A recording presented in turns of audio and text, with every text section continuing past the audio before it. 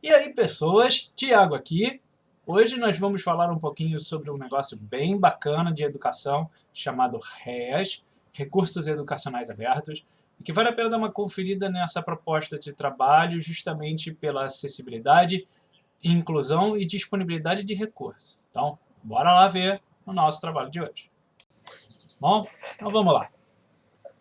O trabalho de hoje é sobre recursos educacionais abertos, que é um tema que esbarra na questão de educação e ensino público, que deve priorizar alguns recursos para se executar, principalmente no quesito e uso de tecnologias digitais nas salas de aula. Esse vídeo vai passar pela definição, quais são os recursos e direitos de uso e distribuição dessas ferramentas digitais. O que são REAs? São os recursos educacionais abertos. Podem ser livros, revistas, fotografias, jornais, vídeos, infográficos, documentos de texto, planilhas, que estejam disponíveis gratuitamente, com possibilidade de alteração pelos seus usuários, a partir do momento que eles sejam necessários ser usados pelos professores, gestores escolares e alunos.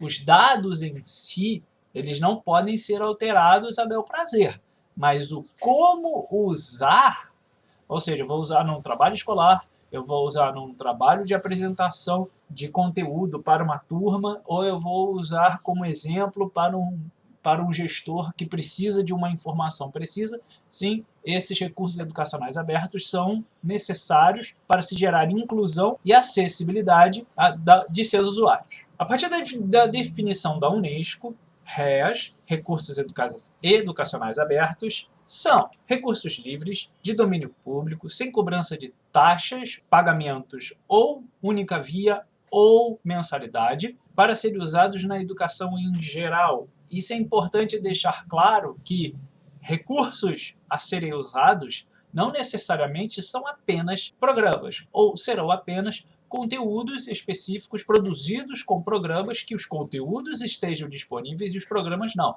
Ele abrange desde o programa ao conteúdo e a usabilidade deles. Qualquer tipo de recurso, seja ela ferramenta, no caso programa, ou material, que no caso é o conteúdo, a técnica de ensino do professor, a técnica de pesquisa empregada pelo pesquisador na atuação com tecnologia ou a favor da tecnologia usada pela e para a pesquisa, pelo e por usuários, que no caso são pesquisadores, alunos e gestores. Todas essas questões precisam estar amparadas sobre as licenças Creative Commons. Creative Commons é conhecido como coautoria criativa.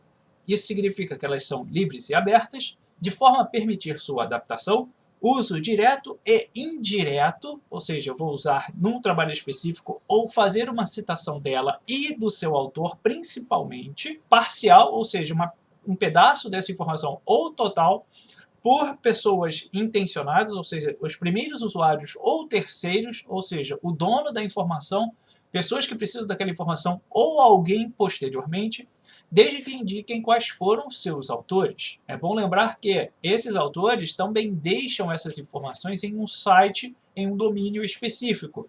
Indiquem esta origem, esse domínio e este site específico. Por questões de ABNT, é bom lembrar que na hora de fazer alguma citação em fonte externa, principalmente link de internet, todo pesquisador precisa colocar data, hora que foi pesquisada e o link.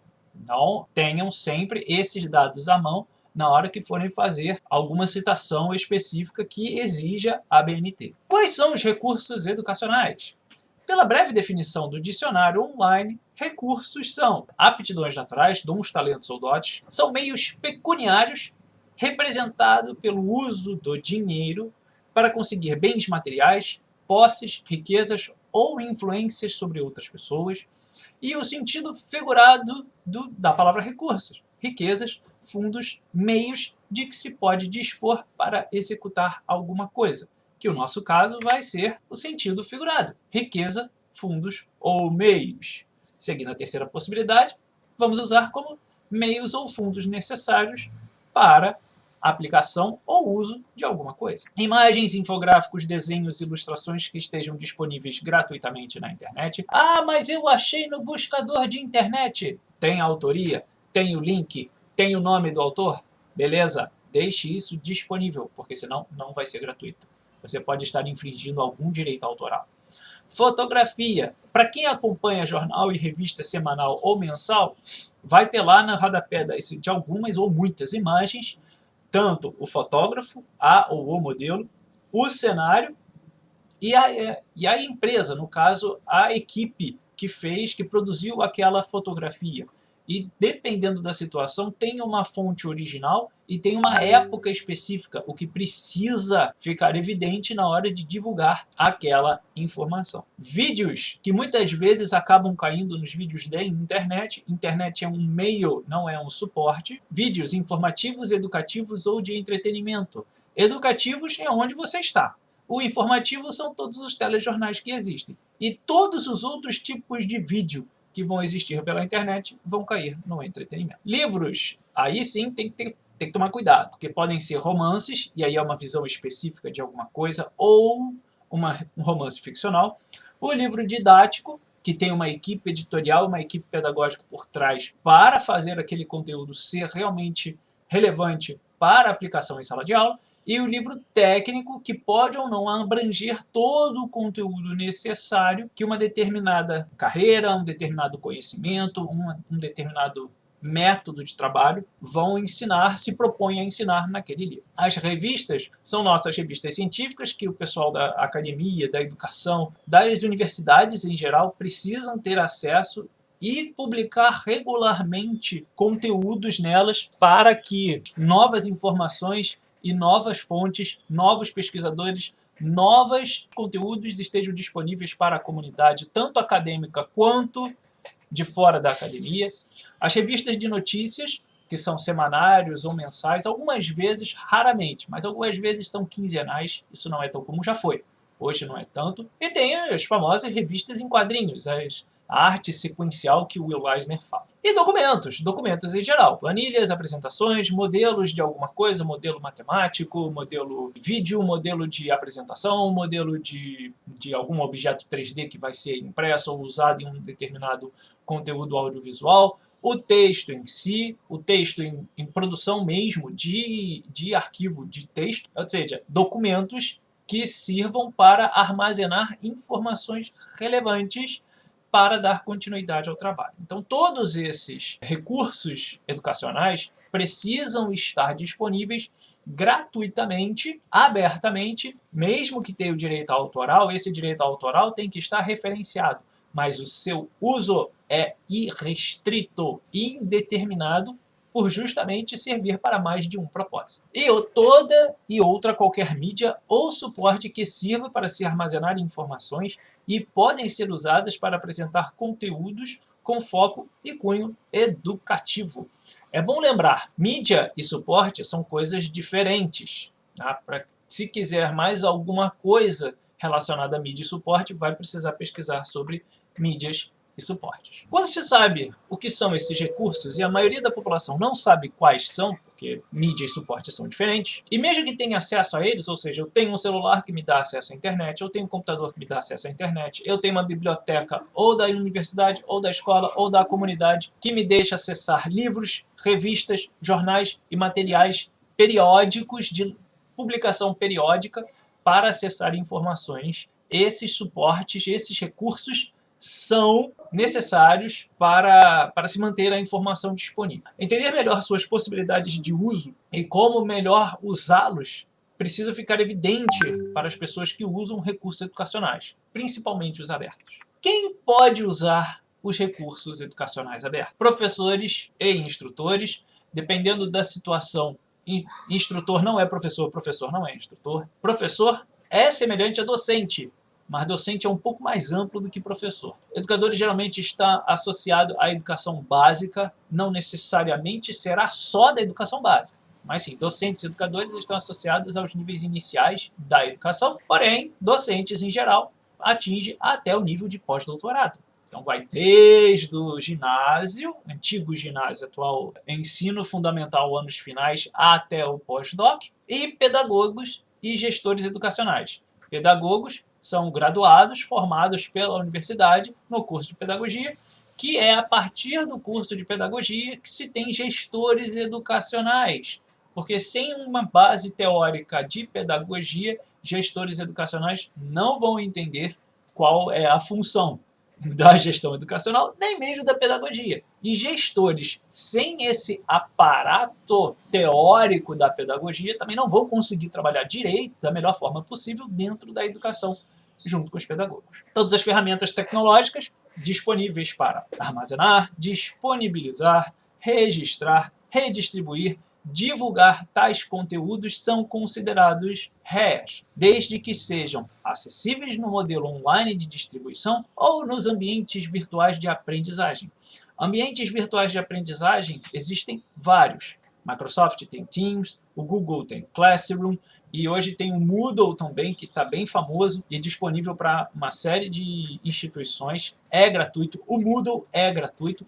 Precisa de uma base teórica de informática, de programação, para poder usar de forma eficiente e determinada. Porém, hoje é um combinado de tecnologias que criam ambientes virtuais de aprendizagem para todas as instituições de ensino ou empresas que tenham algum tipo de ensino interno que precisa ser disponibilizado para seus participantes, ou seja, funcionários das empresas e funcionários e docentes dentro das instituições de ensino. Creative Commons. É bom lembrar disso, porque senão não faz sentido falar sobre coautoria criativa, que na base é a tradução.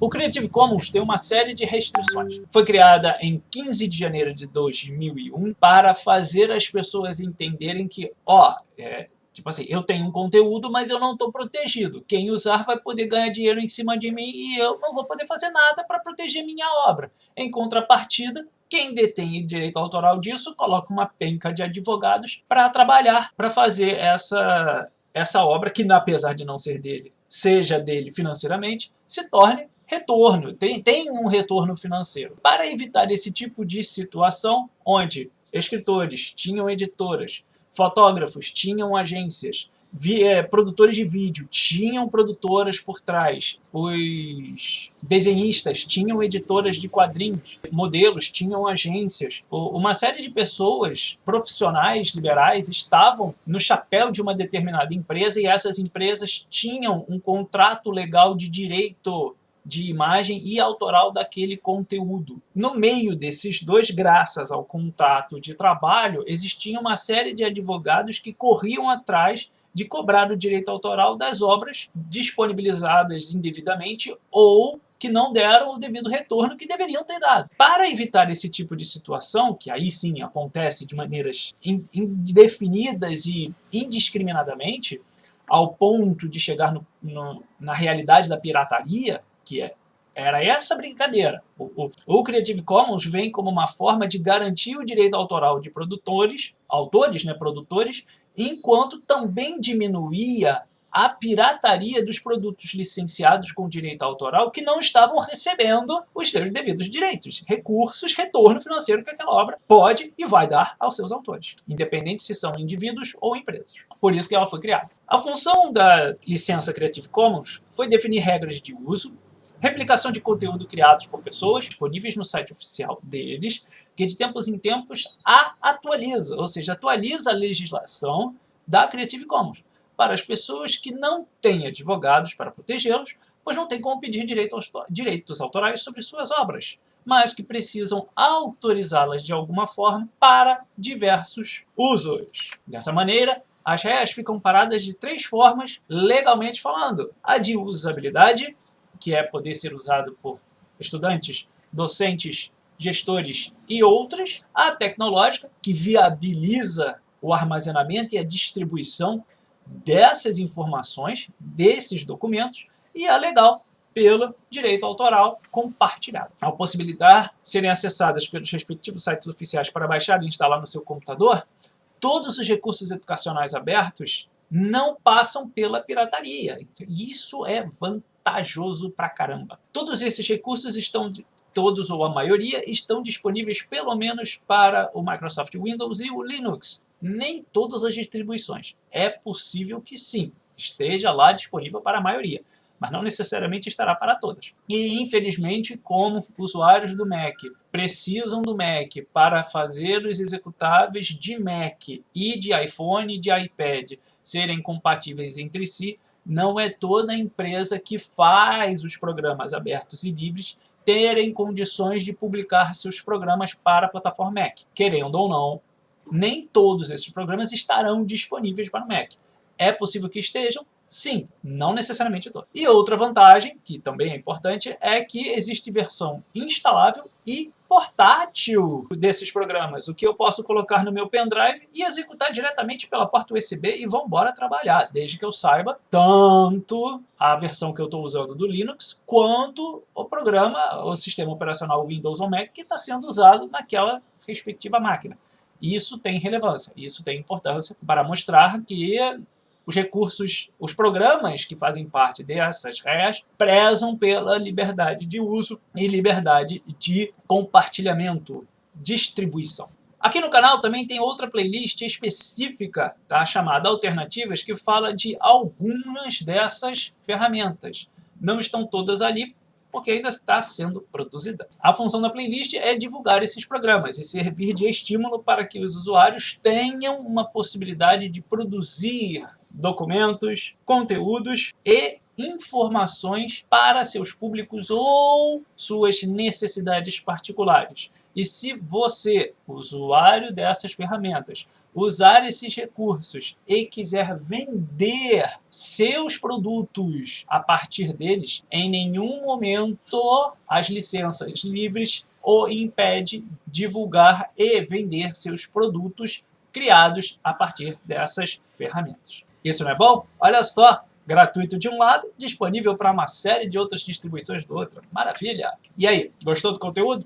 Espero que tenha ajudado. Vai lá no navegador, busque pelas REAs, busque mais informações. Não esqueça de dar uma curtida no canal, dar uma curtida no vídeo. Se não gostou, comenta aí embaixo. Se gostou, deixa aí o comentário. O que eu mais quero é ajudar vocês a poder acessar essas informações e, por ser um acadêmico que trabalha com esses recursos, mais necessário ainda é o aumento, explanação, exploração e divulgação dessas informações. Obrigado por tudo e nos vemos no próximo vídeo.